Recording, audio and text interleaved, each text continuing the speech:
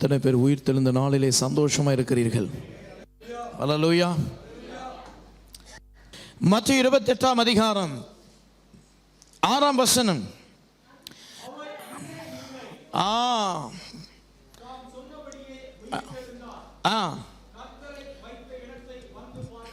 அவர் இங்கே இல்லை.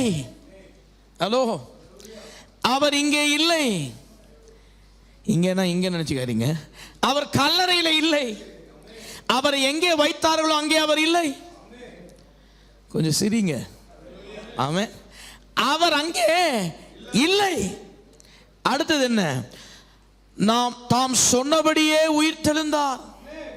அவர் என்ன சொன்னாரோ அதை செய்தார். நான் 3ஆம் நாள் உயிரோடு எழுந்திருப்பேன் சொன்னாரு. 3ஆம் நாள் உயிரோடு கூட எழுந்து விட்டார். அவர் அங்கே இல்லை. சொல்லுங்க, இயேசு அங்கே இல்லை. உலகத்திலே ஒருவருடைய கல்லறை காலியாக இருக்கும் என்றால் அது இயேசுவின் கல்லறை. இந்த முழு உலகத்திலே கார்னர் டு கார்னர் நீங்க போய் அலசி ஆராய்ந்து பார்த்தாலும் ஒருவருடைய கல்லறை காலியாக இருக்குமானால் அது என் இயேசுவினுடைய கல்லறை. எனக்கு ஒரு பெருமை உண்டு. அந்த கல்லறையில போய் இயேசு படுத்த இடத்துல படுத்து எந்திரிச்சிட்டு வந்தேன். ஆமென். மாம்சமானவன் தான். ஆனால் தேவனுடைய கிருபையிலே ஜோசப் அரிமத்தியா அவர் இயேசுவுக்கு கொடுத்த கல்லறையில போய் இயேசு படுத்த இடத்துல போய் அவர் தலை வைக்கப்பட்ட இடத்துல போய் அவர் சரீரம் இடித்த இடத்துல போய் படுத்து எரிஞ்சிட்டு வந்தேன். தேய்ச்சி அந்த இடத்துல என்ன பண்ண சந்தோஷப்பட்டுக்கிறேன். ஏனென்றால் என் ஆண்டவரை அங்கே புதைத்தார்கள், அதாவது அங்கே வைத்தார்கள். அவர் அங்கே இல்லை. இன்றைக்கு அவர் உயிரோடு கூட இருக்கிறார். அதனால் நீங்கள் கண்காட்சியாகவே பார்த்து விட்டு வரலாம். ஆனால் நீங்க அங்க போய் அழுக தேவையில்லை. இங்க தான் இயேசுவை புதைச்சாங்கன்னு சொல்லி போட்டோ எடுக்க தேவையில்லை. அவர் அங்க வச்சாங்க, 3ஆவது நாள் எழுந்துட்டார். அல்லேலூயா. அவரை இங்கே வைத்தார்கள். அவர் எழுந்து விட்டார். அவர் அங்கே இல்லை. அவரால் அங்கே இருக்க முடியாது. ஏனென்றால் அவர் தேவனுடைய குமாரன். உங்களுக்காக எனக்காக பாவத்தை சுமந்து மரித்து அடக்கம் பண்ணப்பட்டு 3ஆம் நாள் உயிரோடு எழுந்திருப்பேன் சொன்னபடியே நடந்தது. அல்லேலூயா. சீக்கிரமாக நாம் எல்லாரும் அந்த இடத்திற்கு போனோம். இஸ்ரேலுக்கு அந்த இடத்துக்கு போய் நீங்க கூட எல்லாரும் படுத்து எந்திரிங்க. ஏனென்றால் இயேசு அங்கே இல்லை. ஆமென். இயேசு அங்கே இல்லை. அல்லேலூயா. யோவான் 11ஆம் அதிகாரம் 25ஆம் வசனம். நானே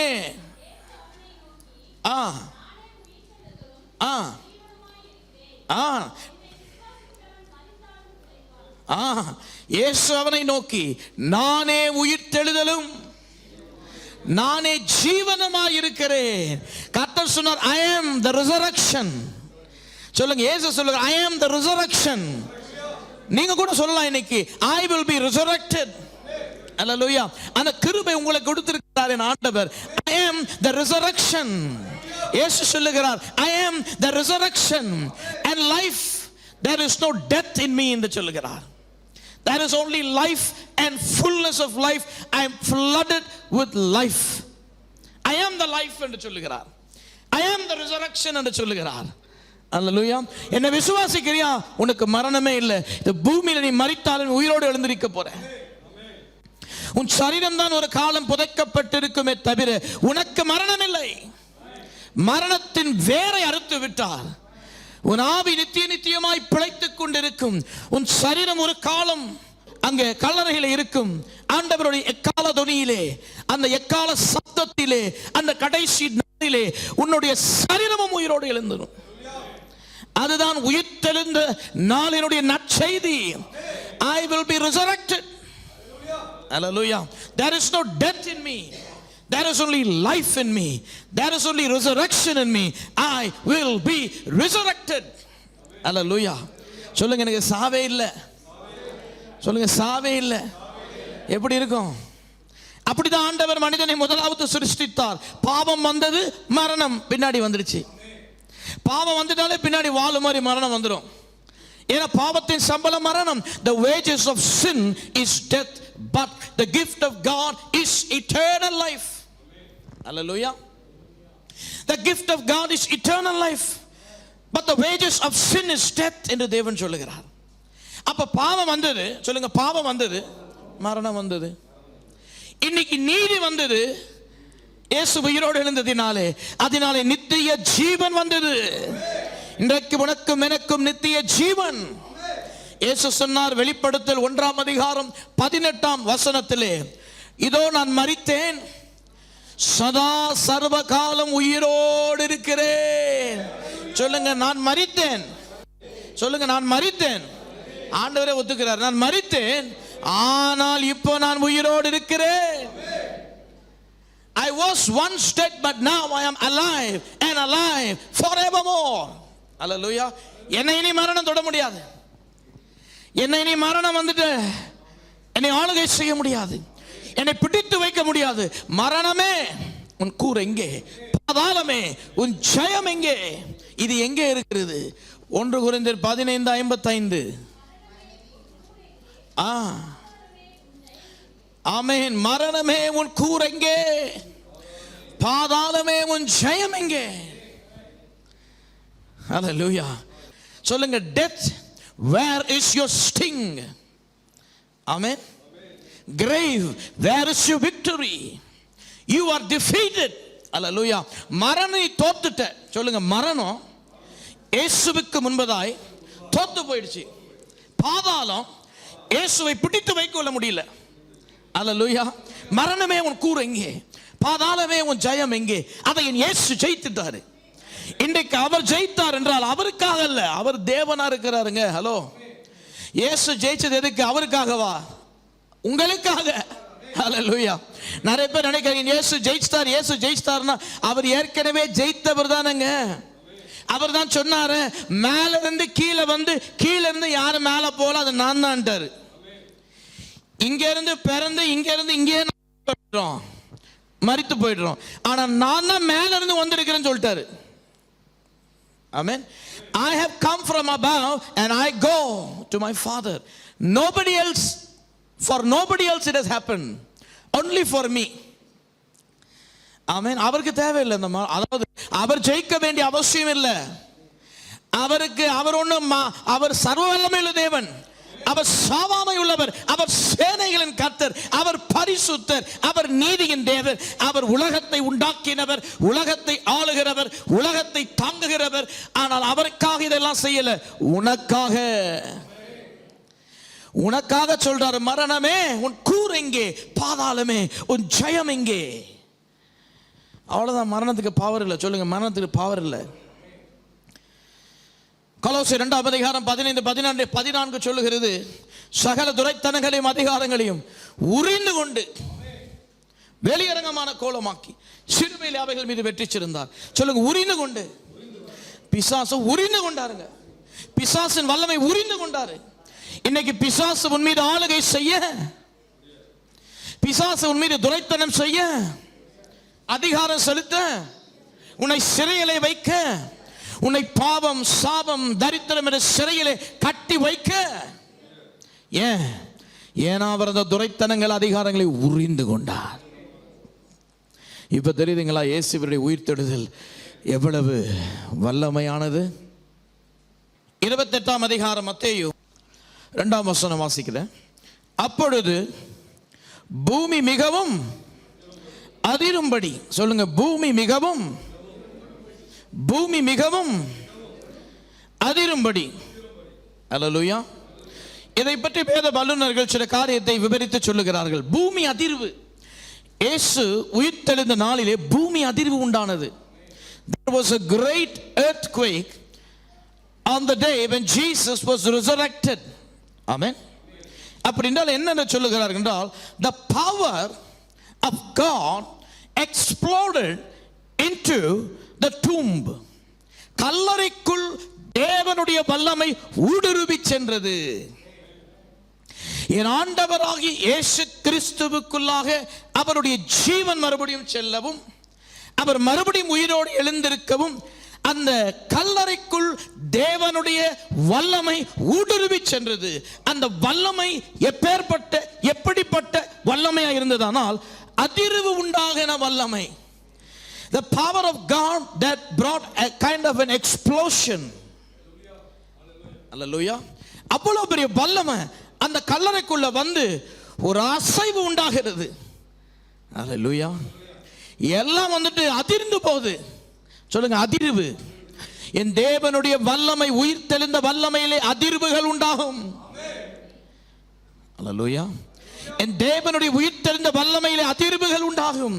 அந்த வல்லமை அந்த கல்லறைக்குள் ஊடுருவி போய் என் இயேசுவை உயிரோடு எழும்பச் செய்தது.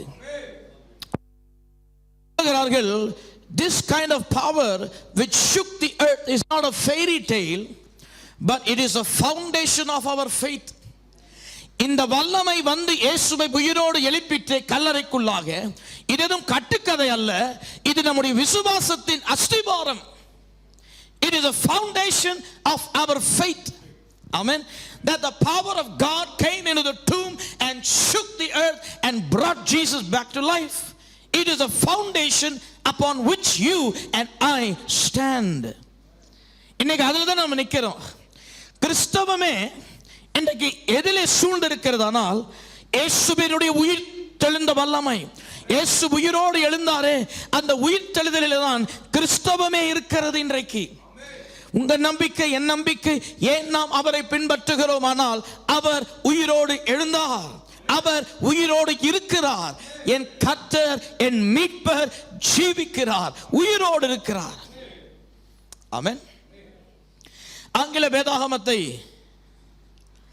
இந்த அதிகாரத்தை வாசித்து பார்க்கும் பொழுது மத்தேயு 28 to describe the magnitude of the earthquake, இந்த பூமி அதிர்வினுடைய அந்த இம்பாக்டை வந்துட்டு எக்ஸ்பிரஸ் பண்ணணும்ல.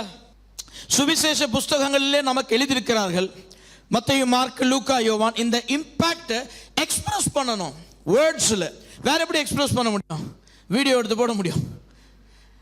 அந்த காலத்தில் வசதி இல்லை.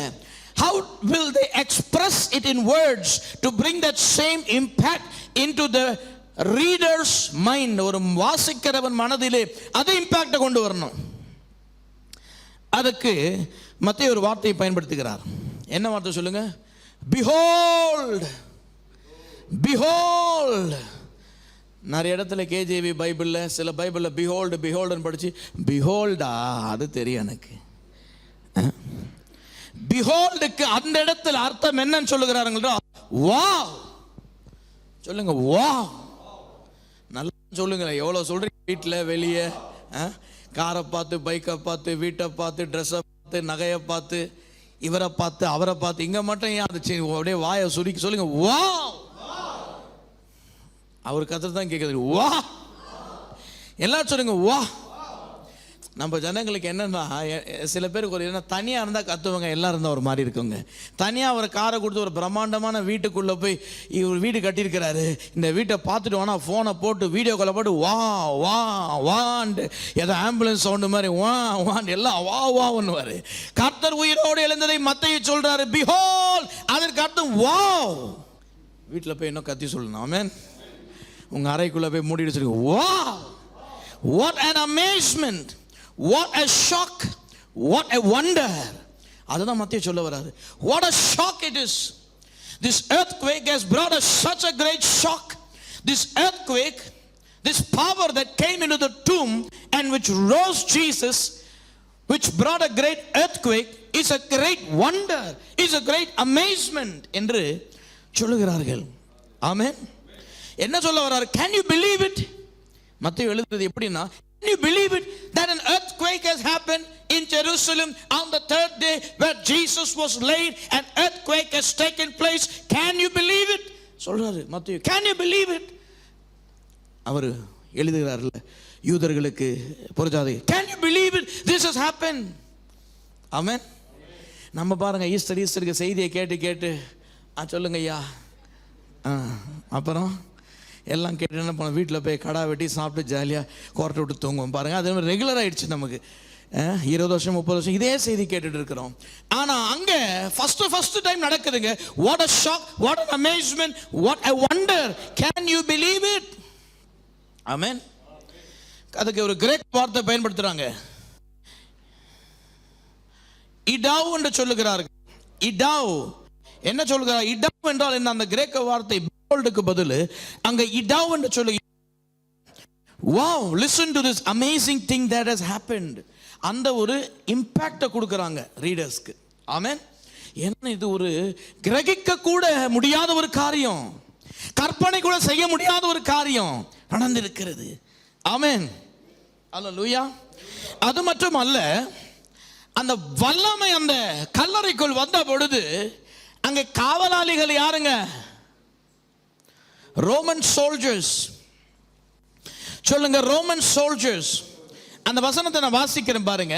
அப்பொழுது பூமி மிகவும் அதிரும்படி கர்த்தருடைய தூதன் வானத்திலிருந்து வந்து வாசலிலிருந்து கல்லை புரட்டி தள்ளி அதன் மேல் உட்கார்ந்தான். அதில் நிறைய அர்த்தங்கள் கொடுக்கப்பட்டிருக்கிறது.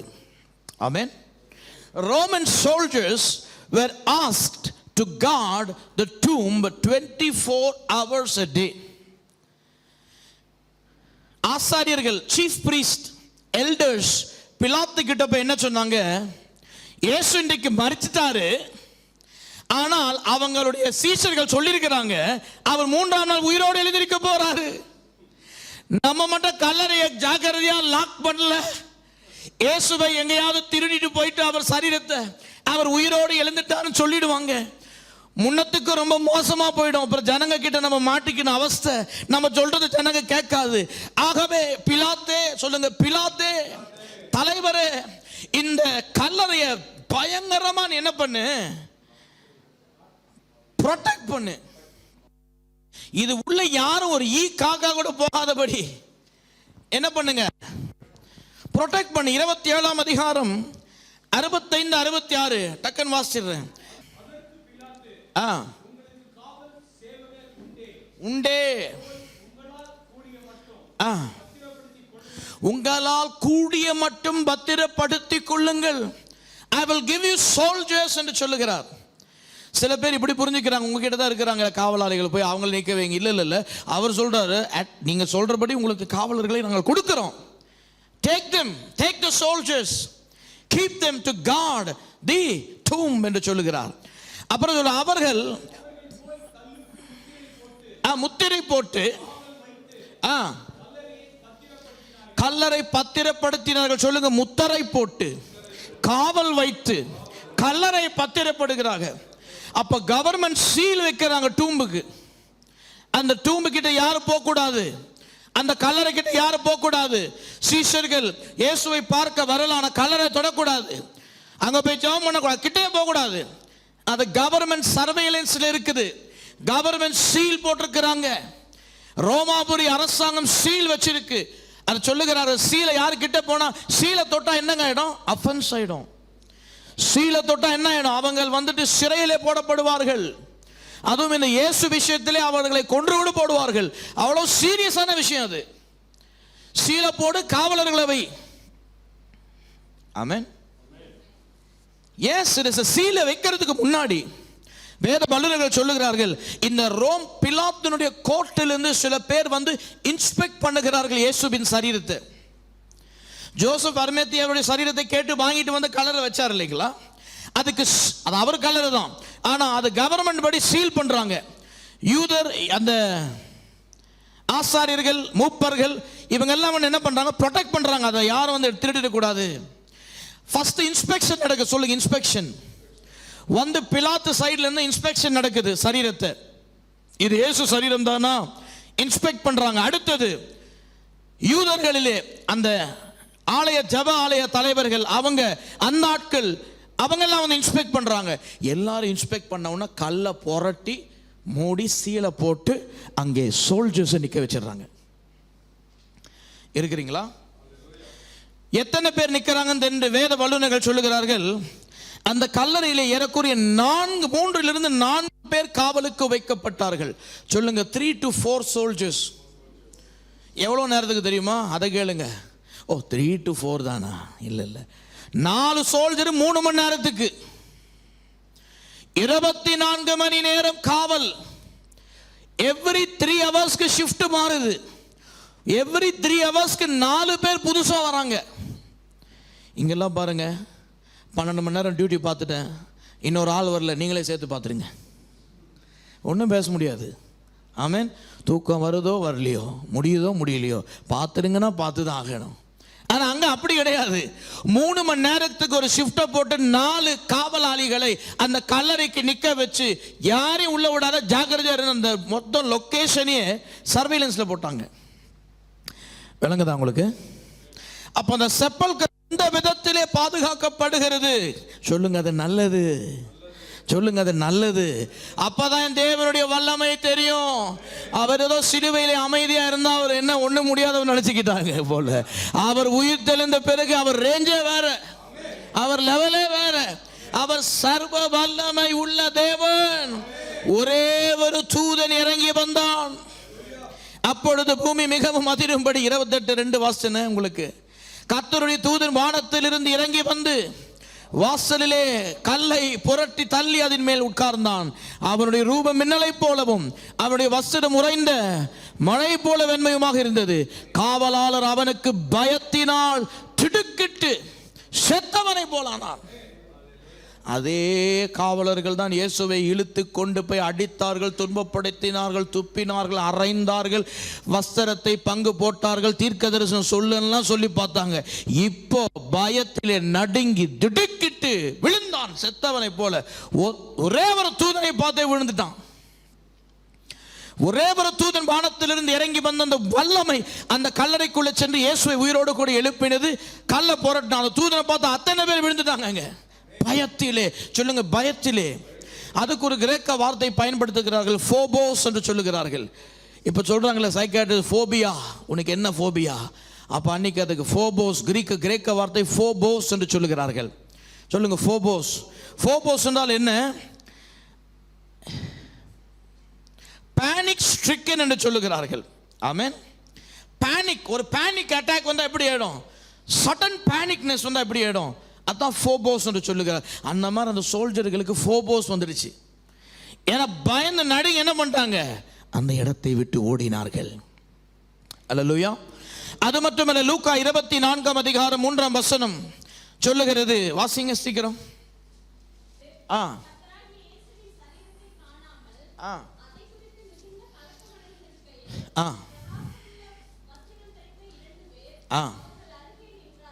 ஆ ஆ ஆ ஆ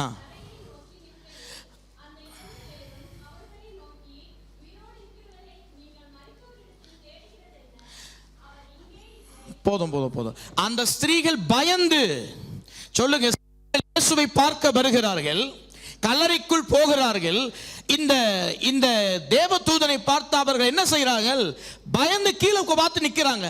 அதுக்கு ஆங்கிலத்தில் ஒரு வார்த்தை பயன்படுத்துகிறார்கள், பெர்ப்ளெக்ஸ்ட் என்று சொல்லுகிறார்கள். சொல்லுங்க, பெர்ப்ளெக்ஸ்ட்.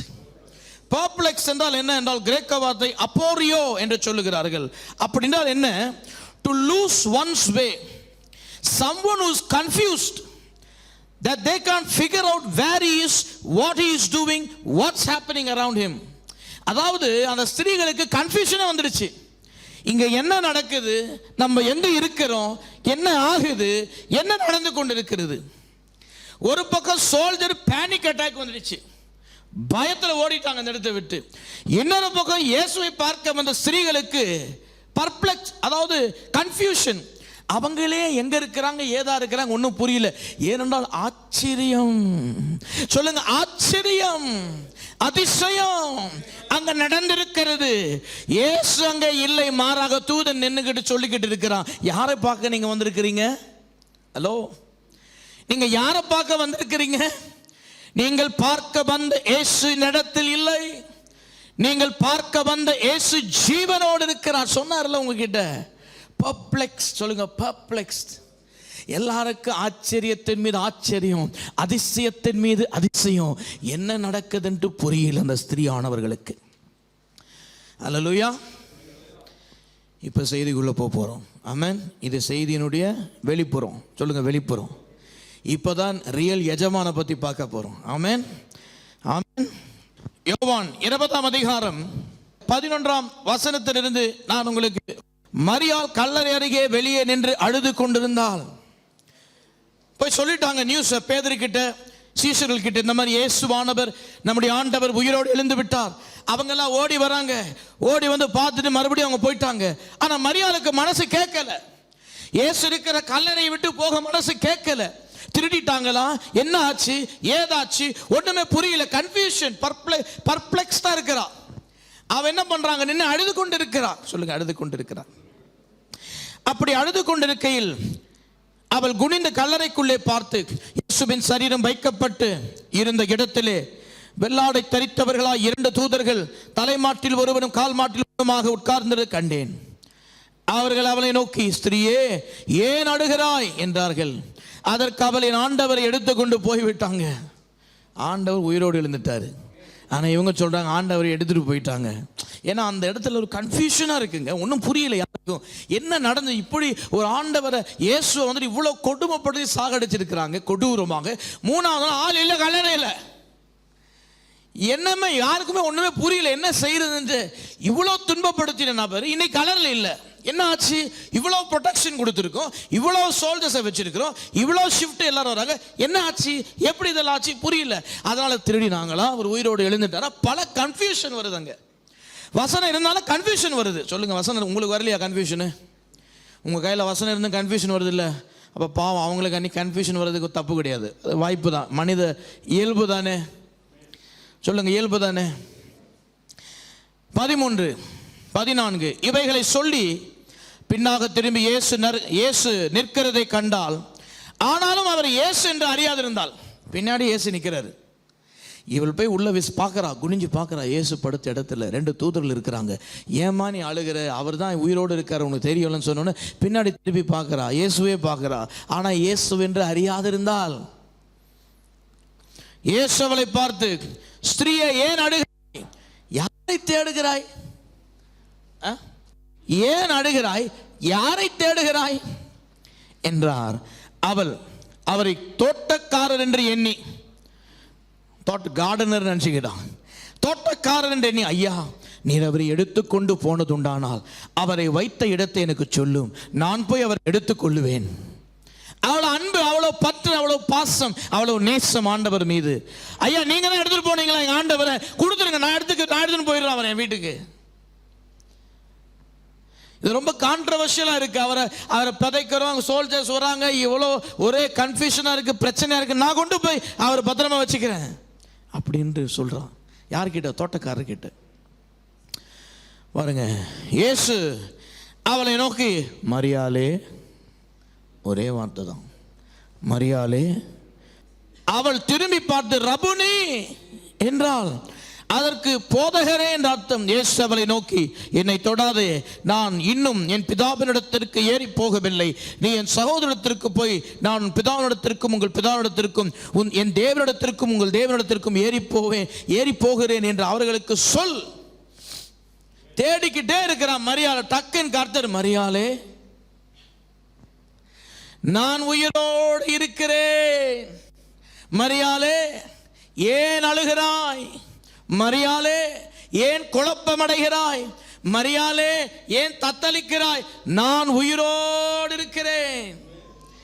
இன்றைக்கு கர்த்தர் சொல்லுகிறார் உங்களை பார்த்து, நான் உன்னை விட்டு விலகுவதும் இல்லை, உன்னை கைவிடுவதும் இல்லை. ஏனென்றால் நான் உயிரோடு இருக்கிறேன். இனி உன்னை நான் கண்ணீரை சிந்த விடுவதில்லை. நான் உயிரோடு இருக்கிறேன். இனி நீ என் சத்தத்தை கேட்டுக்கொண்டே இருப்பாய். ஏனென்றால் நான் உயிரோடு இருக்கிறேன். கர்த்தர் 3 காரியம் சொல்லுகிறார் மரியாள் இடத்துல. அந்த appearance of Jesus with Mary has given her 3 things in her life. Number 1, she can hear Jesus. Number 2, Jesus said, your tears will be wiped. Number 3, God gives her an assurance that he will never leave her nor forsake her. நீ போன வரன்றாரு. இன்னைக்கு நான் சொல்றேன், என் ஆடுகள் என் சத்தத்தை கேட்கும். யோவான் 10:27 சொல்லுகிறது, நான் உன்னை விட்டு விலகுவதும் இல்லை, உன்னை கைவிடுவதும் இல்லை. எபிரேயர் 13:5 சொல்லுகிறது.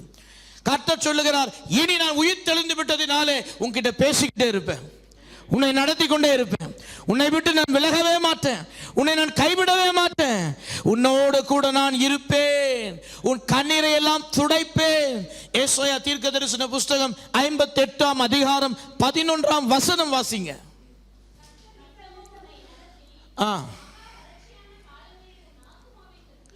உன்னை நித்தமும் நடத்துவார். அவர் உயிரோடு எழுந்திருக்கிறபடியினாலே உன்னை என் தேவன் நடத்துவார். மகா வறட்சியான காலங்களிலும் உன்னை நடத்துவார். ஏனென்றால் அவர் இன்றைக்கு உயிரோடு எழுந்து விட்டார். இன்னைக்கு நீங்களும் தேவன் தூரமா இல்ல, நீங்களும் தேவன் வெவ்வேறு திசையில் இல்ல. நீங்க தத்தளிப்பா இருக்க தேவையில்லை. உங்ககிட்ட பேசிக்கொண்டே இருப்பாரு, உங்களை நடத்தி கொண்டே இருப்பாரு, உங்களை கைவிடாம இருப்பாரு, உங்க கண்ணீரை துடைப்பார். அதுதாங்க உயிர் தெளிந்த நாளினுடைய செய்தி. அல்லேலூயா. இனி என் நேசர் என்னோடு பேசுவார், நடத்துவார், கைவிட மாட்டார், கண்ணீரை துடைப்பார். அவருடைய ஃபர்ஸ்ட் அப்பியரன்ஸ் என்ன இம்பாக்ட் பாருங்க. ஆமென். ஃபர்ஸ்ட் அப்பியரன்ஸ் மரியாளுக்கு தான், என்ன இம்பாக்ட்ஃபுல்லா இருக்கு பாருங்க. செகண்ட் அப்பியரன்ஸ்ல ஒரு செய்தி இருக்கு. ஃபர்ஸ்ட் அப்பியரன்ஸ்ல ஒரு செய்தி சொன்னேன்ல, செகண்ட் அப்பியரன்ஸ்ல ஒரு செய்தி இருக்கு. லூக்கா 24:36 இருந்து உங்களுக்கு வாசிக்கிறேன். பேசிக்கொண்டிருக்கையில், எங்க வீட்டில் இவைகளை கொண்டு பேசிக்கொண்டிருக்கையில் இயேசு தாமே அவர்கள் நடுவிலே நின்று, சொல்லுங்க நின்று, இயேசுவை பற்றி பேசிக்கொண்டிருக்கிறார்கள். இயேசுவே நடுவில் வந்து நிற்கிறாரு. ஹலோ, உங்களுக்கு சமாதானம். என் ஆண்டவர் சொல்லுகிறார், இயேசு உயிரோடு எழுந்தபடியினாலே, சீஷர்கள் அதை குறித்து பேசிக் கொண்டிருக்கிறபடினாலே சடுதியிலே வந்து நடுவிலே நின்று சொல்லுகிறார், உனக்கு சமாதானம், உங்களுக்கு சமாதானம். அவர்கள் கலங்கி பயந்து ஒரு ஆவியை காண்கிறதாக நினைத்தார்கள்.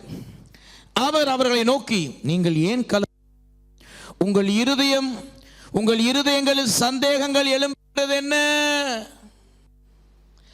நான் என்று அறியும்படி என் கைகளையும் என் கால்களையும் பாருங்கள், என்னை தொட்டு பாருங்கள். நீங்கள் காண்கிறபடி எனக்கு மாம்சமும் எலும்புகளும் உண்டாயிருக்கிறது போல ஒரு ஆவிக்கு இராதே. ஹல்லேலூயா. கர்த்தர் சொல்றாரு, நீ டெய்லி ஆவியை பார்க்கிற நைட், அதை பத்தி நான் இங்க பேசல. நீ கெட்ட ஆவியெல்லாம் பார்க்கிற, அதை பத்தி நான் இங்க பேசல. சொல்லுங்க, பார்க்கிற ஆவி பத்தி பேசல. நான் ஜீவனுள்ள தேவன். எலும்புக்கு தசையெல்லாம் இருக்கு, தொட்டு பார்த்துக்கொண்டாரு. என்னை எங்கெல்லாம் காயப்படுத்தினாங்களோ அந்த இடத்துல தொட்டு பாரு, ஆணி கடாயப்பட்ட இடத்துல தொட்டு பாரு. ஆவிக்கு எங்க இருக்கு சரீரம்? சொல்லுங்க, ஆவிக்கு பாடி இல்ல. The spirit has no body. இந்த பிசாசுகளுக்கு பாடி எல்லாம் கிடையாது, ஸ்பிரிட் தான். அது கருப்பா இருக்கோ, டிஃப்ரெண்ட் இமேஜஸ் வந்து தன்னை வெளிப்படுத்துமே தவிர சரீரம் இல்ல அதுக்கு. ஆனால் இயேசுவுக்கு சரீரம் இருக்கிறது. அவர் சொல்லுகிறார், நீங்க பயப்படுற ஆவி நான் இல்ல, தேவனாகிய கர்த்தர் நான். தொட்டு பாருன்றாரு. தொட்டு பரிசோதித்து பார்த்துக்கோ. அது மட்டுமல்ல, உங்ககிட்ட என்ன இருக்கு சாப்பிடுறதுக்குன்னு கேட்டாரு. உங்ககிட்ட என்ன சாப்பிட இருக்கு? ஆனாலும் சந்தோஷத்தினால் அவர்கள் இன்னும் விசுவாசியாமல் ஆச்சரியப்பட்டுகையில், புசிக்கிறதற்கு ஏதாயிலும் இங்கே உண்டா என்று அவரிடத்தில் கேட்டார். அப்பொழுது பொரித்த மீன், அதை கொண்டு வா. அவர் என்ன பண்றார்? அவர்களுக்கு முன்பு மீனை புசிக்கிறார். கர்த்தர் சொல்லுகிறார், இனி உனக்கு சமாதானம். This appearance of Jesus to his disciples gives a news to them.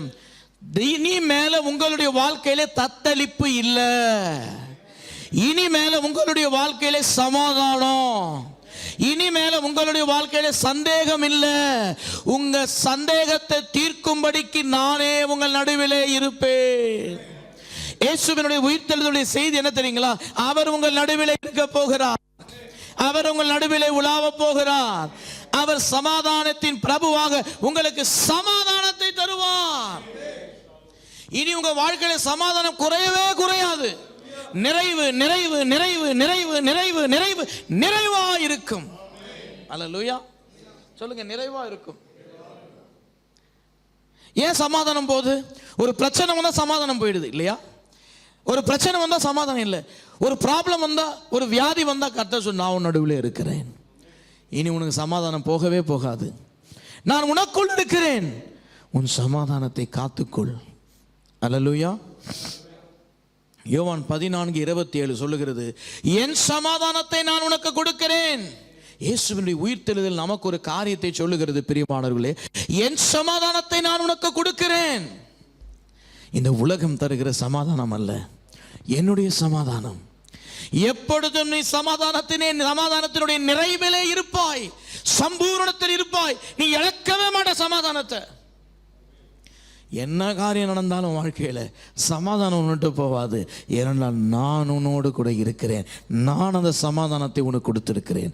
அது மட்டும் அல்ல, கர்த்தர் சொல்லுகிறார், சங்கீதம் 27:1 வாசிங்க. கர்த்தரின் ஜீவனின் பலனானவர், ஆ ஆ ஆ போதும். யாருக்கு நான் பயப்படுவேன்?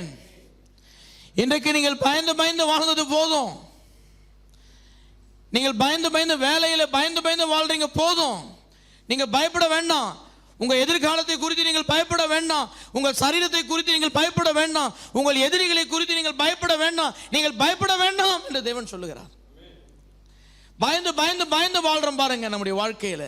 எதுக்கு எடுத்தாலும் பயம். இன்னைக்கு வேலை போயிடுமா பயம், குடும்பத்தை பிரச்சனையா பயம், வீட்டு பயம், எல்லாத்துல பயம். வாழ்க்கை வியாபாரம் நல்லா ஓடுமான்னு பயம், யாராவது நமக்கு எதிரில் வந்து ஏதாவது நம்மை தள்ளி விடுவார்கள் பயம், பயம் பயம் பயம். அந்த பயம் நம்ம இன்றைக்கு என்ன பண்ணுங்க, சீரழித்து கொண்டிருக்கிறது. கர்த்தர் சொல்லுகிறார், பிரியமானவர்களே, நீ பயப்படாதே, இனி நான் உன் வெளிச்சமாய் இருக்க வந்திருக்கிறேன். நீ பயப்படாதே, நான் உன் ஜீவனின் பலன். அல்லேலூயா. உன் ஜீவியத்தின் பலன் நானே, ஏனென்றால் நான் உயிரோடு கூட எழுந்திருக்கிறேன். அல்லேலூயா.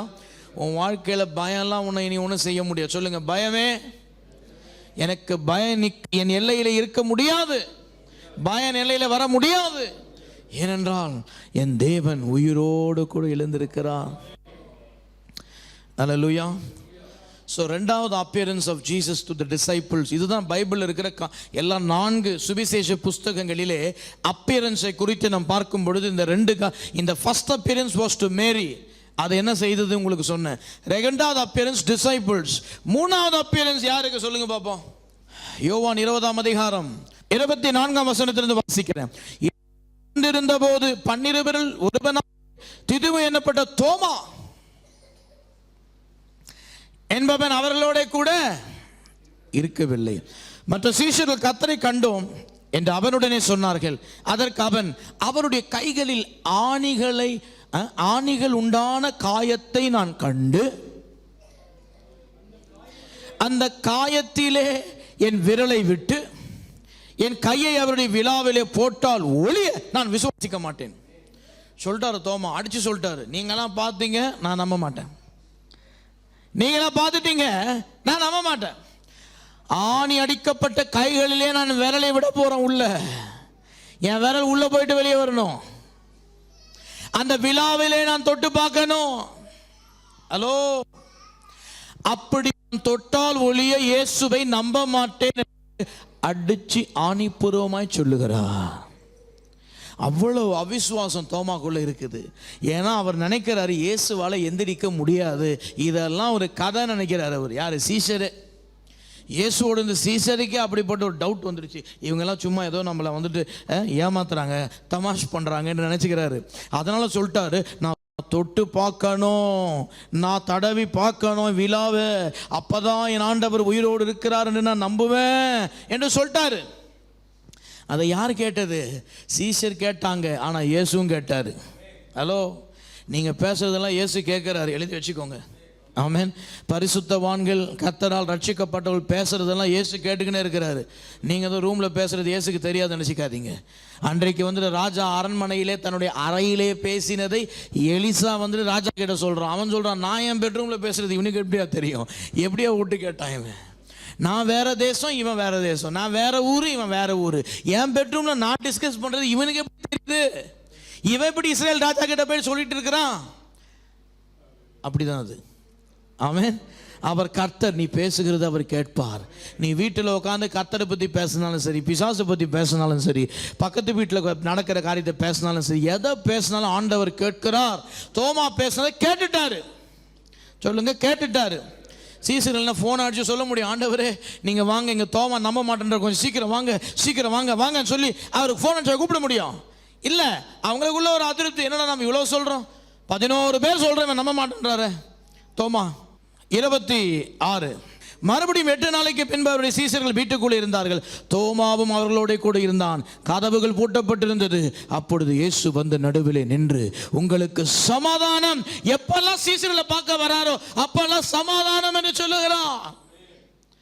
மரியாள் கிட்ட மட்டும் மரியாளேன்னு சொன்னாரு, சமாதானம் சொல்லல. சீசர்களை பார்க்க வரப்போ சமாதானம் என்று சொல்லுகிறார். தனிப்பட்ட ரீதியிலே தனிப்பட்ட ரீதியாய் பேசுகிறார்.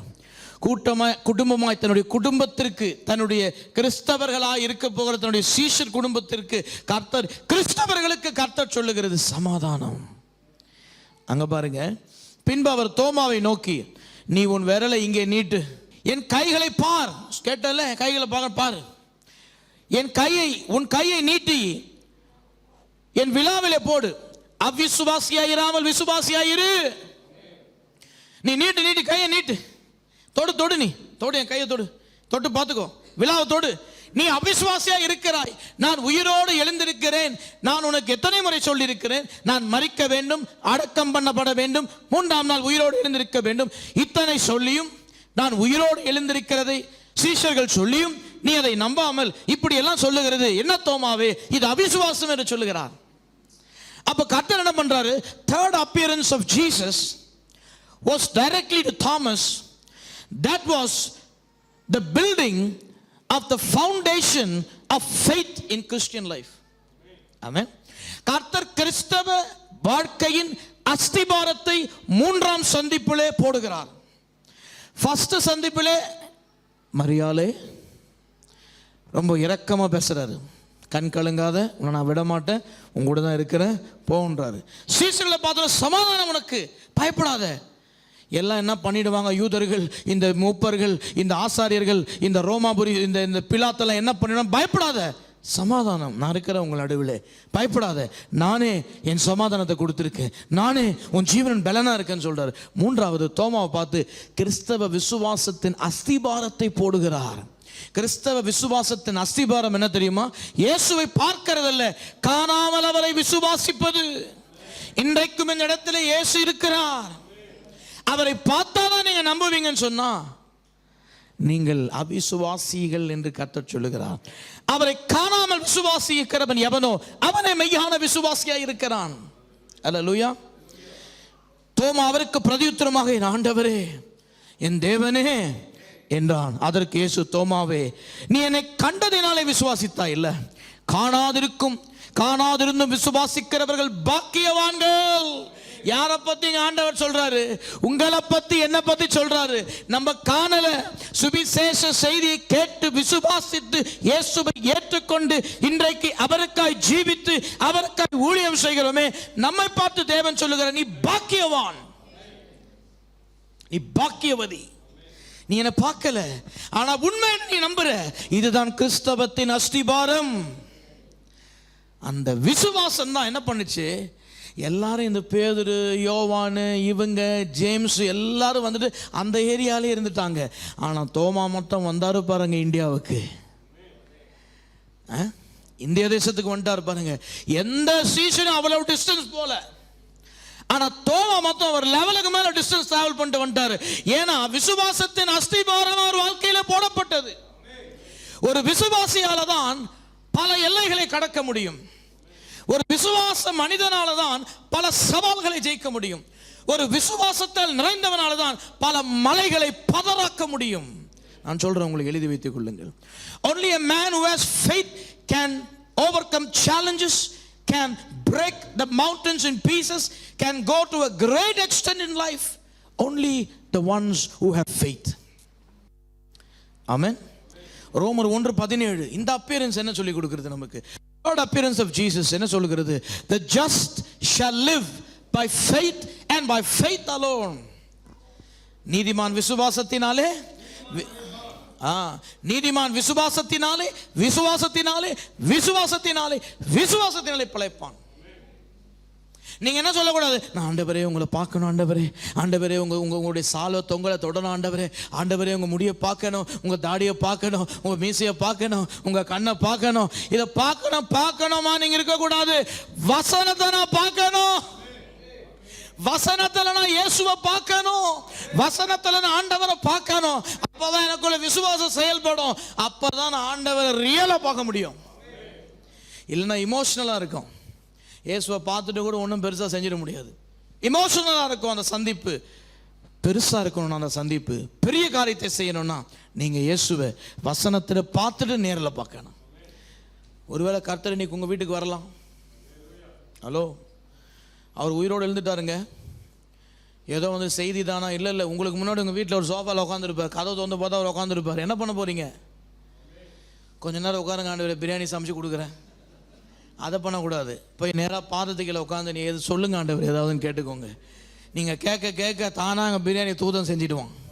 நீங்கள் போய் உட்காந்து கத்திரிக்காவையும் அந்த டொமாட்டோவையும் அந்த ஆனியனையும் வெட்டி அதில் உட்காந்து கடாயில் போட்டு வதக்கி அதுக்கு ஸ்வெட்டிங் ஆகிக்கணும். ஆண்டவர் இங்கே யாரும் இல்லையா வீட்டில்? ஏன் எனக்கு ஹெல்ப் பண்ண? நீங்கள் ஃபேன் போட்டு ஃபேன் போடுப்பா இயேசுவுக்கு, ஏசி போடுப்பா இயேசுவுக்கு.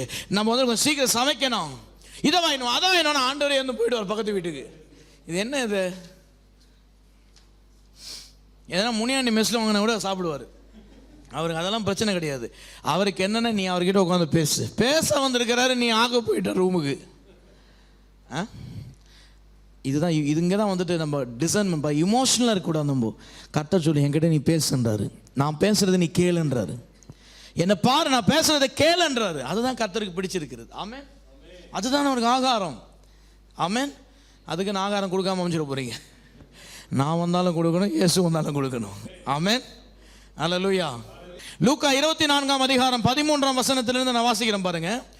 அன்றைய தினமே அவர்களின் 2 பேர் எருசலேமுக்கு 7 அல்லது 8 மைல் தூரமான எம்மாவு என்னும் கிராமத்திற்கு போனார்கள். சொல்லுங்க, எம்மாவு. இந்த கிராமத்துக்கு 2 சீடர்கள் நடக்கிறார்கள். போகையில் இந்த வர்த்தமானங்கள் யாவை குறித்து அவர்கள் ஒருவரோடொருவர் பேசிக்கொண்டார்கள். சொல்லுங்க, நடந்து போயிட்டு இருக்கும் பொழுது எருசலேமில் நடந்த காரியத்தை பேசிக்கிட்டு இருக்கிறாங்க. நல்லா கவனிங்க. இப்படி அவர்கள் பேச சம்பாஷித்துக் கொண்டிருக்கையில் இயேசு தாமே சேர்ந்து அவர்களுடனே நடந்து போனார். இவங்க பேசிட்டே இருக்கிறாங்க. 2 சீஷர்கள் இயேசுவை பற்றி பேசிக்கிட்டு எருசலேமில் நடந்ததை பேசிக்கிட்டு நடந்து போயிட்டு இயேசு கூட நடந்து வராரு. ஆனா இயேசு என்று அவர்களுக்கு தெரியல, மறைக்கப்பட்டது. விளங்குதா? 16. ஆனாலும் அவரை அறியாதபடிக்கு அவர்களுடைய கண்கள் மறைக்கப்பட்டிருந்தது. அப்பொழுது அவர் அவர்களை நோக்கி, நீங்கள் துக்கமுள்ளவர்களாய் வழி நடந்து ஒருவருக்கொருவர் சொல்லிக் கொள்கிற காரியங்கள் என்னப்பா பேசுறீங்கன்றார் இயேசு. தெரியாத மாதிரி இயேசு கேட்கிற, என்னப்பா பேசிட்டு இருக்கிறீங்க? ஏன் துக்கமா இருக்கிறீங்க? ஏன் முகம்லாம் வாடி போயிருக்கு? வாட்ஸ் த ப்ராப்ளம் என்று கேட்கிறாரு. அப்ப இவங்க அவர்கிட்ட, அவர்கள் ஒருவனாகிய கிலேயோப்பா என்பவன் பிரதியுத்தரமாக, இந்நாட்களில் எருசலேமில் நடந்தவைகளை அறியாதபடிக்கு நீர் அந்நியரா இருக்கிறீரா? நீங்க தான் உலகத்திலே இங்க நடந்த காரியத்தை தெரியாத நபரியா? உலகத்தில் நான் இங்கே நடந்ததே தெரியாத நபர் வந்திருக்கிறாரியா? சொல்லியா அவருக்குன்னு சொல்லி இயேசு கிட்ட சொல்றாங்க. பாருங்க, அவர் எவைகள் என்னப்பா நடந்துச்சு எருசலேம்னு கேட்கிறாரு இயேசு. இவங்க அவரை பார்த்து, உலகத்திலே உனக்கு இங்கே நடந்தது தெரியலையா என்று இயேசுவை பார்த்து கேட்க, எதை சொல்றீங்க, எவைகளை சொல்லுகிறீர்கள் இயேசு கேட்கிறார் வேடிக்கையாய். அதற்கு அவர்கள், நசரேயனாகிய இயேசுவை குறித்தவைகளே. அவர் தேவனுக்கு முன்பாகவும் ஜனங்களுக்கு எல்லோருக்கும் முன்பாகவும் செய்கையிலும் வாக்கிலும் வல்லமையுள்ள தீர்க்கதரிசி சேர்ந்தார். நம்முடைய பிரதான ஆசாரியரும் அதிகாரிகளும் அவரை மரண ஆக்கினைக்கு உட்படுத்தி சிலுவையில் அறைந்தார்கள். அவரே இஸ்ரவேலை மீட்டு ரட்சிப்பவர் என்று நாங்கள் நம்பியிருந்தோம். இவைகள் சம்பவித்து இன்று 3ஆம் நாள் ஆகிறது. ஆனாலும் எங்கள் கூட்டத்தை சேர்ந்த சில ஸ்திரீகள் அதிகாலமே கல்லறிடத்திற்கு போய் அவருடைய சரீரத்தை காணாமல் திரும்பி வந்து, அவர் உயிரோடு இருக்கிறார் என்று சொன்ன தேவ தூதரை தரிசித்தோம் என்று சொல்லி எங்களை பிரமிக்க பண்ணினார்கள். இப்பெல்லாம் எக்ஸ்பிளைன் பண்ணிருக்கிறாங்க இயேசு கிட்ட, என்னமோ அவருக்கு தெரியாத மாதிரி. அப்பொழுது எங்களிலே சிலர் கல்லறையிடத்திற்கு போய் ஸ்திரீகள் சொன்னபடியே கண்டார்கள், அவரையோ காணவில்லைன்னு சொன்னவனுக்கு ஆண்டவர் கோபம் வந்துச்சு. எங்கடா இவனுக்கு எவ்வளவு வாட்டி தான் சொல்றது எங்களுக்கு. அப்பொழுது அவர்களை நோக்கி, தீர்க்கதரிசிகள் சொன்ன யாவையும் விசுவாசிக்கிறதற்கு புத்தி இல்லாத மந்த இருதயம் உள்ளவர்களே. கோபம் வந்துச்சு ஆண்டவருக்கு. என்னையா பண்றீங்க? நீ காணவில்லைன்ற, இங்க நடந்தது உனக்கு தெரியலையான்ற, இயேசு நல்லவர் என்ற, அவரை குருஜி என்ற, ஒருத்தன் குருஜி என்றான். காணல, என்ன நடக்குதுன்னு தெரியல, என்ன ஆச்சுன்னு தெரியல, அவர் வல்லமையான தீர்க்கதரிசி, இப்படி அப்படி. அவர் ஜீவனுள்ள தேவனாகிய கிறிஸ்து, எங்களை ரட்சிக்க வந்த தேவன், இன்றைக்கு ரட்சிப்பை அவர் எங்களுக்கு கொடுத்து உயிரோடு சொன்னபடி எழுந்தார் என்று ஒருத்தன் கூட சொல்லல.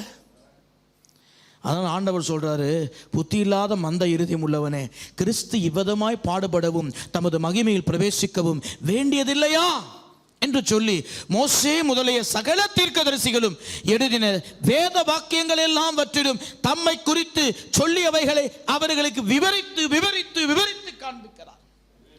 சொல்லுங்க, பைபிள் அக்கு வேற ஆணி வேற எக்ஸ்பிளைன் பண்ணிட்டாரு. அவரை குறித்து சொல்லப்பட்ட காரியத்தை வேத வசனங்களிலே, தீர்க்க தரிசன புஸ்தகங்களிலே, மோசே முதல் எல்லா தீர்க்கதரிசிகள் அவரை பற்றி சொன்னதை விளக்கி விளக்கி விவரித்து விவரித்து எடுத்து புட்டு புட்டு வைக்கிறார். இவங்கள் சத்தியத்தின்படி விசுவாசிக்க வேண்டும். 4ஆம் சந்திப்பில் இருந்து விஷயம் மாறுது பார்த்தீங்களா? 3ஆம் சந்திப்பில் விசுவாசத்தின் அஸ்திபாரம் போட்டாரு. 4ஆம் சந்திப்பில் வசனத்தை திறக்க ஆரம்பிச்சுட்டாரு. இனி தொட்டு பாரலாம் பேச்சு கிடையாது. வாசி, புரிஞ்சிக்கோ, படிச்சுக்கோ, விளங்கிக்கோ, இதுல இருந்து நீ நம்பிக்கோ, அவ்வளவுதான். இனி பார்க்கறதெல்லாம் கிடையாது. ஆமென். ஏன்னா வசனத்தின்படி தான் நான் நடந்தேன், நான் வாழ்ந்தேன், நான் மரித்தேன், நான் அடக்கம் பண்ணப்பட்டேன், நான் உயிரோடு எழுந்தேன். இப்ப சும்மா வந்து என்ன பண்ண முடியாது? ஃபர்ஸ்ட் சொன்ன மரியாதை இதே மாதிரி ஃப்ளோல ஆண்டவர் போக மாட்டாரு. இப்ப கர்த்தர் சொல்ற, நீ வாசி, நீ புரிந்துகொள், நீ அறிந்துகொள், நீ விளங்கிக்கொள், நீ வெளிப்பாடை பெற்று நீ விசுவாசி. அடுத்த லெவலுக்கு கூட்டிட்டு போயிட்டார் விசுவாசியை. விவரித்து விவரித்து சொல்றாரு. இயேசு டீச்சரை போல ஆயிட்டாரு. ஆமென். அவர் டீச்சர் தான்.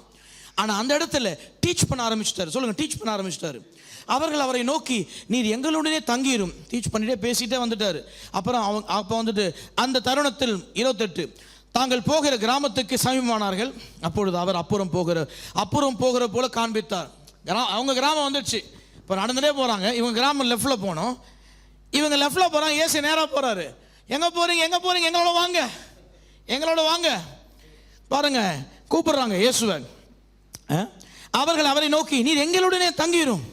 சாயங்காலம் ஆயிடுச்சு ஆண்டவரே, பொழுது போயிற்று என்று அவரை வருந்தி கேட்டுக்கொண்டார்கள். அப்பொழுது அவர் அவர்களுடைய தங்கும்படி உள்ளே போனார். அவர்களுடனே அவர் பந்தி இருக்கையில் அவர் அப்பத்தை எடுத்து ஆசீர்வதித்து அதை பிட்டு அவர்களுக்கு, அப்பொழுது அவருடைய கண்கள் திறக்கப்பட்டு அவரை அறிந்தார்கள்.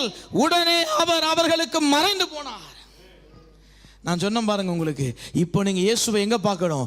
வசனத்துல பார்க்கணும். பிறகு நீங்க ரியலா பார்ப்பீங்க இயேசுவை. வசனத்துல பார்க்க கற்றுக்கொண்டீங்கன்னா ரியலா பார்த்துருவீங்க இயேசுவை. ரியலா பார்த்தா உங்களுக்கு எப்படி ரியாக்ட் பண்ணணும் தெரியாது, அது கரெக்டா தப்பான்னு கூட தெரியாது. வசனத்துல இயேசுவை பார்த்தா அடுத்த செகண்ட் ரியலா பார்ப்பீங்க.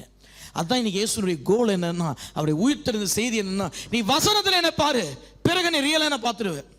அடுத்தது பாருங்க, கர்த்தர் என்ன ஆனார்? மறைந்து போனார். சொல்லுங்க, மறைந்து போனார். 33 அந்நேரமே எழுந்திருந்து எருசலேமுக்கு திரும்பி போய் 11 வரும் அவர்களோடு கூட இருந்தவர்களும் கூடியிருக்கை கண்டு, கர்த்தர் மெய்யாகவே உயிர்த்தெழுந்து சீமானுக்கு தரிசனமானார் என்று அவர்கள் சொல்ல கேட்டு வழியில் நடந்ததையெல்லாம் அவர்களுக்கு என்ன பண்றாரு சொல்லி இவைகளை குறித்து, சொல்லுங்க, இவைகளை குறித்து பேசிக்கொண்டிருக்கும் பொழுதுதான் கர்த்தர் இங்கே தோன்றுகிறார். ஆனால் அங்கே ஒரு வசனத்தை நீங்கள் பார்க்க வேண்டும். வார்த்தை சொல்லுகிறது, இந்த காரியங்களை இயேசு அவர்களோடு பேசிக் கொண்டிருக்கும் பொழுது அவர்கள் இருதயம் கொழுந்து விட்டு எரிந்தது. சொல்லுங்க, their heart was burning with fire. Hallelujah. இயேசுவினுடைய உயிர்த்தெழுதல் என்ன செய்தது தெரியுங்களா? The fourth appearance of Jesus has brought something. It has brought fire in your heart. அக்கினி உன் இருதயத்துக்குள் போட்டார். ஏன்னா வசனம் விளக்க விளக்க, வசனம் புரிந்து கொள்ள அக்கினி பற்றி எரியும் உனக்கு. வசனம் தான் அக்கினி. அல்லேலூயா. அக்கினினாலே நீ நிரப்பப்படுகிறாய். ஏனென்றால் அவர் உயிரோடு கூட எழுந்தார். ஒரே ஒரு வசனத்தை கூட வாசிக்கிறேன். எரேமியா 20ஆம் அதிகாரம் 9ஆம் வசனம். ஆதலால் நான் அவரை பிரஸ்தாபம் பண்ணாமலும் இனி கர்த்தருடைய நாமத்திலே பேசாமலும் இருப்பேன் என்றேன். ஆனாலும் அவருடைய வார்த்தை, சொல்லுங்க, அவருடைய வார்த்தை என் எலும்புகளில் அடைப்பட்டு எரிகிற அக்கினியை போல் என் இருதயத்தில் இருந்தது. எரேமியா சொல்றாரு, அவருடைய வார்த்தை என் எலும்புகளில் அடைப்பட்டு இருந்த என் இருதயத்தில் இருக்கிறது அக்கினி போல் இருக்கிறது. தேவனுடைய வார்த்தை அக்கினிக்கு ஒப்பானது. எரேமியா 23ஆம் அதிகாரம் கூட நீங்க வாசிச்சு பார்ப்பீங்கன்னா 29 நினைக்கிறேன், வேத வசனம் சொல்லுகிறது, என் வார்த்தை அக்கினியும் செம்மட்டியுமாய் இருக்கிறது, அது கற்பாறையை நொறுக்கி போட வல்லமை உள்ளதா இருக்கிறது. அப்போ இந்த 4வது அப்பியரன்ஸ் என்ன செஞ்சதுன்னா, உங்க இருதயத்தில் வாழ்க்கையில அக்கினியை கொண்டு வந்து போடுகிறார். ஏன்னா வெளிப்பாடு அக்கினி வரும். அல்லேலூயா. நீங்க பேசுனீங்கன்னா, நீங்க நின்னீங்கன்னா இன்னொருத்தர் மேல தேவனுடைய அக்கினி போகும். அக்கினி போதுன்னா என்ன ஆகும்? பிசாசினுடைய எல்லைகளை, அவனுடைய கிரியைகளை தகர்க்கப்படுவார்கள். தகர்க்கப்படும். அக்கினி அப்படியே பாஸ் ஆகும். கரண்ட் மாதிரி பாஸ் ஆகும். எப்படி கரண்ட்டை தொட்டா என்ன ஆகும்? ஷாக் அடிக்கும். உங்களை இன்னொருத்தன் தொட்டா அவனுக்கு ஷாக் அடிக்கும். தொட்டுட்டே என்ன ஷாக் டிரான்ஸ்ஃபர் ஆகிட்டே இருக்கும். அதே போல தான் கர்த்தருடைய அக்கினி அவருடைய வசனத்தில் இருந்து உங்களில் அப்படியே டிரான்ஸ்ஃபர் ஆகும். அது அவருடைய உயிர் தெளிந்த வல்லமை, அந்த அக்கினி கோப்பாக இருக்கிறது. ஆமென். கடைசி சந்திப்பு, இதோட முடிக்கலாம். 5ஆம் சந்திப்பு. ஒவ்வொரு சந்திப்பு ஒவ்வொன்று செய்கிறது. 5ஆம் சந்திப்பு யோவான் 21ஆம் அதிகாரம் 1-19 கதையா சொல்லிடுறேன். இப்படி வாசிட்டு இருந்தால் நேரம் ஆகிடும் உங்களுக்கும். பேதுரு என்ன பண்ணிட்டாரு, பேதுரும் சீஷர்களும் நான் மீன் பிடிக்க போறேன்னு முடிவு பண்ணிட்டாரு. இயேசு உயிரோடு எழுந்த பிறகு இத்தனை முறை இயேசு தங்களுக்கு தான் வெளிப்படுத்தி கொண்ட பிறகு ஒரு தீர்மானம் எடுத்துட்டாரு, நாங்கள் மீன் பிடிக்க போகிறோம், போகலாம் வாங்க மீன் பிடிக்கன்னு சொல்லிட்டு எல்லாரும் போட் எடுத்துக்கிட்டு மீன் பிடிக்க போயிட்டாங்க. ஹலோ, இயேசு உயிரோடு கூட எழுந்த பிறகு சில நாட்களிலே மீன் பிடிக்க போயிட்டாருங்க. எப்படி இருக்கும் இயேசுவுக்கு? இவங்களை வளர்த்து ஆளாக்கினார் ஊழியத்திற்கு. இவங்க என்னன்னா அவர் இப்படி உயிரோடு எழுந்து சமாதானம் சொன்னால் இவருக்கு இந்த பக்கம் போட் எடுத்துக்கினாரு. போட் எடுத்துட்டு பக்கன்னு இயேசுக்கு என்னடா இப்படி பண்ணிட்டானே பேதுரு என்று. பேதுரு மட்டும் இல்லை, ஒட்டுமொத்த கேங்க கூட்டின்னு போயிட்டாரு. ஏதோ ஒரு சீசனை விட்டு போயிருந்தாலும் கர்த்தர் விட்டு போற எல்லாரையும் கூட்டிட்டு போயிட்டாரு கப்ப போட்டிங்கில் ஃபிஷிங்க்கு. இயேசு என்ன பண்ணாரு, இவங்களுக்கு முன்னாடி அதிகாலையில் அங்கே அக்கினியை கொளுத்திட்டு அங்கே நின்றுட்டு இருக்கிறாரு. நைட்டெல்லாம் மீன் பிடி பேதுரு நைட்டெல்லாம் மீன் பிடிக்கிறாரு, ஒன்றும் அகப்படலை, களைத்து போயிட்டாரு. சரீரத்தில் வஸ்திரமே இல்லை. அங்கே நின்றுட்டு இயேசு, பாய்ஸ், ஒரு ஆங்கிலத்தில் ஒரு translation, boys how was the catch டுடேன்னு கேட்குறாரு. Boys how was the catch today. சைகை பண்ணுறாங்க, ஒன்றும் வரலன்ட்டு. வலது பக்கத்தில் வலையை போடன்றாரு, வலது பக்கத்தில் போட வலையன்றாரு. போட்டான் வலைய, போட்ட உடனே மீன் ஒன்று போய் ஒன்றா ஏறுது. எங்கேயோ இந்த குரலை கிட்ட மாதிரி இருக்கு, மீனெல்லாம் ஏறிட்டு இருக்கிற வலையில் என்ன விஷயம், யார் அது பார்க்குறாரு, யோவானு. ஓ, நம்ம ஆண்டவர் வந்துட்டாருன்னு சொன்ன உடனே பேதுரு திருப்பி ட்ரெஸ் எடுத்து மாட்டிக்கின்னு போட்ல இருந்து குதிச்சு ஓடுறாரு இயேசு கிட்ட. ஐயோ ரவி ரவி நீங்கன்னு தெரியாது, சரி பரவாயில்ல இருக்கட்டும், மீன் எடுத்துட்டு வா சமைச்சு கொடுக்குறேன்னு சொல்லிட்டு அங்கே ரொட்டியும், சொல்லுங்க ரொட்டியும். இயேசு மீன் பிடிக்க போனாரா? ஆனால் ஏற்கனவே மீன் அங்கே வெந்துக்குன்னு இருக்கு. வசனம் வாசிச்சு பாருங்க. மீன் படகுல வலையில் இருக்கு. ஆனால் இவங்க எந்த மீனுக்காக போனாங்களோ ஏற்கனவே மீன் அங்கே வறுத்துக்குன்னு இருக்காரு. ஆமென். பார்பிக்யூ பண்ணின்னு இருக்காரு ஆண்டவர். அதிகாலையில் பார்பிக்யூ ஃபிஷ் ஆண்டவர் பண்ணாரு, டேஸ்ட்டாக இருக்கும். நம்ம பண்ணாதான் டேஸ்ட் நிறைய இருக்காரு. ஆண்டவரே பண்ணுறாரு பார்பிக்யூ ஃபிஷ், வாப்பான்றாரு. எல்லாரும் ஓடி வராங்க, ஆண்டவரே என்னை மன்னிச்சிடுங்க ஆண்டவர், இப்படி எப்படி எல்லாம் சொல்கிறாங்க. திருப்பி மறுபடியும் இழுக்க முடியல அந்த என்னதை வலைய. வந்தாங்க இயேசுக்கிட்ட, சரி சாப்பிடுங்கன்னாரு இயேசு.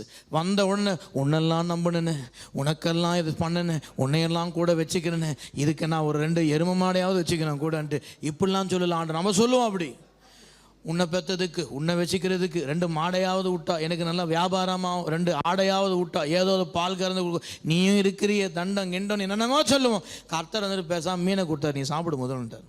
ஆமென். என்ன பண்ணி முதல் மீன் சாப்பிடு, ஃபஸ்ட்டு மீன் சாப்பிட்டு அப்பத்தை சாப்பிடு, நிம்மதி திருப்தி அடைஞ்சிரு. நீ நைட்டெல்லாம் களைச்சி போயிட்டு தனியாக கூப்பிட்டாரு, இங்கே வாப்பா கொஞ்சம்ன்ட்டு. நீ என்னை நேசிக்கிறியான்னு ஒரே வார்த்தை. ஆமென். நீ என்ன நேசிக்கிறியா? ஆமாம் ஆண்டவர், இப்படி கேட்குறீங்களா ஆண்டவர், நான் உங்களை நேசிக்கிறேன் ஆண்டவர். சரி, திருப்பி கேட்ட, நீ என்னை நேசிக்கிறியாப்பா? என்ன ஆண்டவர் இப்படி கேட்குறீங்க? மெய்யாகவே நான் உங்களை நேசிக்கிறேன். 3ஆவதோட கேட்டார், நீ என்னை நேசிக்கிறியா? ஆண்டவர் எனக்கு ரொம்ப துக்கமாக இருக்குது, இப்படி கேட்காதீங்க, நான் உங்களை நேசிக்கிறேன். அப்போ என் ஆடுகளை போய் போஷி, பேசாத. ஆமென். பேச்சை நிறுத்திக்கோ, போட்டை நிறுத்து. ஆமென். போட்டை கட்டு கம்பத்தில், ஆடுகளை போய் போஷி. நீ உண்மையிலேயே என்னை நேசிக்கிறியா? போய் போஷி. நீ என்னை நேசிக்கிறேன்னு நான் சொல்லுகிற செய். ஆண்டவரே ஆண்டவரே சொல்லாத, இயேசுவே இயேசுவேன்னு சொல்லாத, மன்னிச்சிடுங்க மன்னிச்சிடுங்கன்னு சொல்லாத. என்னை நேசிக்கிறியா? நான் சொல்றதை செய், என் ஆடுகளை போஷி. அப்பதான் நீ என்னை நேசிக்கிறேன்னு அர்த்தம். நான் சொன்னதை நீ செஞ்சாதான் நீ என்னை நேசிக்கிறாய் என்ற அர்த்தம். என்னை ஸ்தோத்தரிக்கிறதுனாலயோ ஆண்டவர் ஆண்டவர்னு சொன்னதாலேயோ நீ என்னை நேசிக்கிற அர்த்தம் கிடையாது. நான் சொல்றதை நீ செய். நீ என்ன நேசனா, போய் ஆடுகளை மேய்த்துக்கொள். சொன்ன உடனே பேதுரு என்ன ஆயிடுச்சு, அவன் அப்படியே டிரான்ஸ்ஃபார்ம் ஆயிட்டான். சொல்லுங்க, transformation took place in the fifth appearance of Jesus to his disciples. When they left the ministry, when they left their faith, and when they went to work, God brought a transformation in this visitation. மறுரூபமாக்கிட்டாரு. ஆமென். உயிர்த்தெழுதல் இன்றைக்கு என்ன பண்ணுது தெரியுங்களா? மறுரூபமாக்குகிறது. மனிதனை மறுரூபமாக்குகிறது. என்னை மனிதனாய் மாற்றுகிறது. வேற மனிதனாய் மாற்றுகிறது. இருந்ததை போல அல்ல, இருக்கிறதை போல அல்ல, பழைய மனுஷன் அல்ல, நான் புதிய சிருஷ்டி, பழையவைகள் ஒழிந்து போயின, எல்லாம் புதிதாயின. அல்லேலூயா. கர்த்தர் சொல்றாரு, டிரான்ஸ்ஃபர்மேஷன் happened in Peter. அன்னையிலிருந்து பேதுரு லைஃபே மாறிடுச்சுங்க. பேதுரு பிரசங்கமே மாறிடுச்சு. பேதுரு அபிஷேகமே மாறிடுச்சு. பரிசுத்த ஆவியானவர் அவனை வேர்பிடித்து அக்கினியை ஊற்றி அவனை கொண்டு மிகப்பெரிய ஊழியத்தை யூதர்கள் நடுவிலே செய்ய வைத்தார். இயேசுவினுடைய உயிர் தெழுந்த பிறகு ஒவ்வொன்றும் ஒரு வித்தியாசம் தான். பவுல் கூட தமஸ்குக்கு போற வழியில சந்திச்சாரு. சந்திச்ச உடனே வாழ்க்கை மாறுது. இயேசு உயிரோடு எழுந்ததனுடைய ஆசீர்வாதம் என்னவென்றால், அவர் உங்களை சந்திப்பார். ஏற்ற நேரத்தில் உங்களை சந்திப்பார். சந்தித்த மாத்திரத்தை வாழ்க்கை மாறிடுச்சு. பவுலுக்கு மாறிடுச்சு, பேதுருக்கு மாறிடுச்சு, உங்களுக்கு மாறும், எனக்கு மாறும். இன்னைக்கு வசனத்தின் மூலமாக உங்களை சந்திக்கலாம், பிரசங்கத்தின் மூலமாக உங்களை சந்திக்கலாம், ஏன் நேராகவே உங்களை வந்து தேவன் சந்திக்கலாம். அந்த சந்திப்பு உங்கள் வாழ்க்கையை மாற்றும். அந்த சந்திப்பு உங்கள் வாழ்க்கையிலே ஒரு வித்தியாசத்தை, ஒரு டிஃபரன்ஸை, வேற லெவலுக்கு போயிடுவீங்க. எத்தனையோ பேர் சொல்லி சாட்சியை நான் படிச்சிருக்கிறேன், பயோகிராஃபி எத்தனையோ பேர் படிச்சிருக்கிறேன். நார்மலா இருக்க அவங்க லைஃப், ஆண்டவர் அவரை சந்திக்கிறார், லைஃபே மாறிடுச்சு. எங்கேயோ ஜீரோல இருந்து ஹீரோ எங்கேயோ போறாங்க, ஒன்னுல இருந்து 100க்கு போறாங்க. ஒன்னும் இல்லாதவள ஆண்டவருடைய சந்திப்பை பெற்ற பிறகு வாழ்க்கை மறுரூபமாகி வாழ்க்கை உன்னதமான அளவுக்கு உயர்த்தப்படுகிறதானால் அது இந்த உயிர்த்தெழுந்த வல்லமையின் இயேசுவாலே தான் முடியும். உயிர்த்தெழுந்த இயேசுவாலே தான் மறுரூபத்தை கொடுக்க முடியும். உயிர்த்தெழுந்த இயேசுவாலே தான் உன் வாழ்க்கையிலே விசுவாசத்தை துவங்க முடியும். உயிர்த்தெழுந்த இயேசுவாலே தான் உனக்கு வெளிப்பாடை கொடுத்து உன் இருதயத்தை கொழுந்து விட்டு எரிய செய்ய முடியும். உயிர்த்தெழுந்த இயேசு தான் உன்னோடு கூட இருந்து உன் ஜீவனின் பலனாய் இருந்து, உன் நம்பிக்கையாய் இருந்து, உன் கண்ணீரை துடைத்து உனக்கு ஆதரவாய் ஆறுதலாய் இருக்க முடியும். இந்த உயிர் தெழுந்த இயேசு நம்மோடு கூட இன்றைக்கு இருக்கிறார். இயேசு உயிரோடு கூட இருக்கிறார். அதுதான் உயிர் தெழுந்த செய்தி. அப்ப இன்னைக்கு எத்தனை பேருக்கு சந்தோஷம்? கவலையே படாதீங்க. கவலைப்படாதீங்க. இயேசு உயிரோடு இருந்தாரு. 5 அப்பியரன்ஸ்ல 5 வித்தியாசமான காரியங்கள் நடக்குது. கர்த்தர் சொல்லுகிறார், உன் வாழ்க்கை இனிமேலே வித்தியாசமா இருக்கும். உன் வாழ்வு இருந்ததை போல நீ இருக்க மாட்டே, நீ வித்தியாசமா இருப்பாய். ஏனென்றால் கிறிஸ்து இயேசு உயிருடன் எழுந்து விட்டார். அல்லேலூயா.